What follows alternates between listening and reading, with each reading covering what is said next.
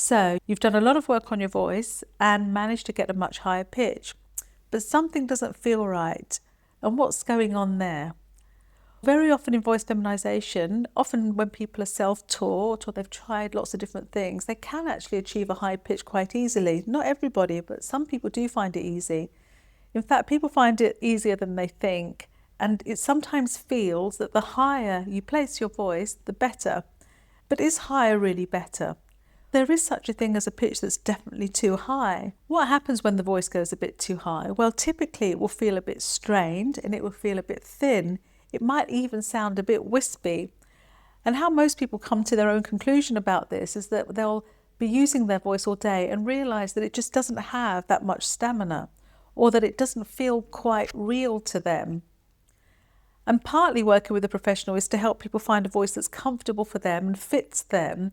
And pitch is not the only factor that is important when talking about voice feminization.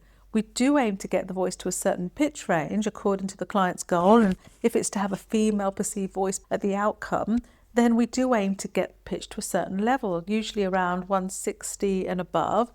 But it's very unnecessary for voices to go much beyond 200 hertz. And while there will be some women who have pitches of 220 or 250, actually it's not the most common pitch range that we might find, or the average speaking range that we might find. So anything from about 180 to 220 is a good outcome for people receiving a female perceived voice. But if other aspects are very well established in their voice, like intonation or their speech delivery, sometimes 160 will be enough. And the dangers of having a high pitch, a pitch above, say, above 240 or 250 consistently, is that it will typically tire, and it will lack actually some kind of resonance if it's too thin. So if a voice is like this, it doesn't really, you can't produce much body to it. And when you try to go louder, it's just limited because the vocal cord vibration is not really happening very much at that kind of a pitch. And also typically the vocal cords will get quite tighter as they go higher. So they'll get thinner and thinner. And if they're too thin, again, you won't get much vibration. So then there'll be strain involved because, say, you have to go to a place where it's quite noisy, or you're doing a whole podcast for a day or something like that, or having to go out in the evening. All of that will put a strain on the voice, and a very thin high voice just won't be able to sustain that. So there is definitely such a thing as a pitch being too high, and usually that's something above an average frequency of around 240 or so, but it could be lower than that. For some people, aiming for something that feels a bit easier to produce and often will sound more natural. And that's the other drawback of having too high a pitch. That's sometimes why people come for an opinion, because they'll say something doesn't feel natural about my voice. It's always a tricky balance, because originally when you're starting to work on voice, there is a comfort zone that you have to leave to just adopt something a bit higher.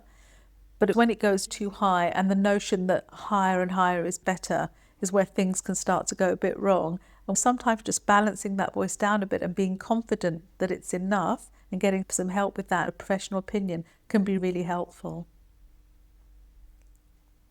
So there's such a thing as a pitch being too high, because sometimes if it's just about high pitch, other elements will be sacrificed or haven't been developed.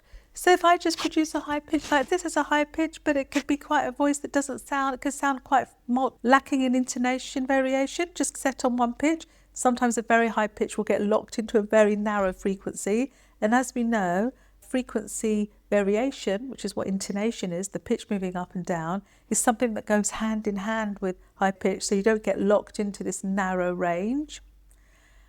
And more comfort when people are speaking is also crucial, because if the voice isn't that comfortable, then it starts to get something that the person will slightly worry about or fear, or they'll be thinking, will my voice last? And not having that security about your voice often stays a very negative aspect of the transition for some people, because they feel having a secure voice makes a person feel more secure.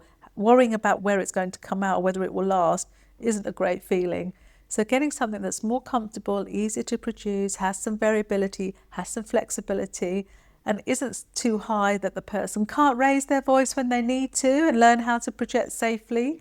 Keeping a pitch that's comfortable and workable and high enough are really the goals. If you found the content of this video helpful, please subscribe to the channel and press the like button.